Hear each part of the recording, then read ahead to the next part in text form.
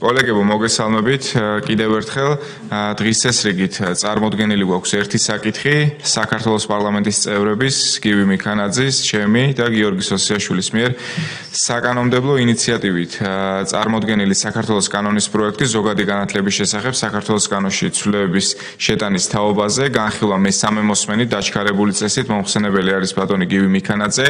Ქორუმი გვაქვს, შეგვიძლია რომ წარმოდგენილი დღის წესრიგი დავამტკიცოთ. მომხრე წინააღმდეგი არავინ არ არის, თავიც არავის შეუკავებია. ბატონ გივი, გთხოვთ რომ წარმოგვიდგინოთ ეს საკითხი და ხომ არ ყოფილა რაიმე ტექნიკური ხასიათის ცვლილებები მეორე მოსმენასთან შედარებით.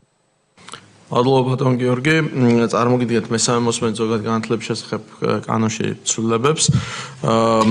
განხორციელდა მცირედი სტილისტური და გრამატიკული ცვლილებები წარმოდგენილ ტექსტში, რომელსაც მთლიან ცვლილებებზე შინაარსობრივი და კონტექსტუალური თვალსაზრისით არანაირი გავლენა არ მოუხდენია, ამიტომ ეს არის სუფთა ტექნიკური ხასიათის მცირე ჩასწორებები.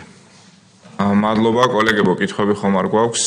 ეს დღესვე გავა სესიაზე მესამე მოსმენით მივიღებთ და მნიშვნელოვანია ნამდვილად რომ ეს სიდა რომელიც წლების განმავლობაში ახორციელებდა ამ პროექტებს უკვე დეცენტრალიზაციის და სხვადასხვა სამინისტროებში გადანაწილდება, შესაბამისად კიდევ უფრო ეფექტიანად განხორციელდება როგორც მშენებლობის, ისე რეაბილიტაციის პროექტები და ასევე ყველა ის პროგრამა, რომელიც ეს სიდა აქამდე ჰქონდა.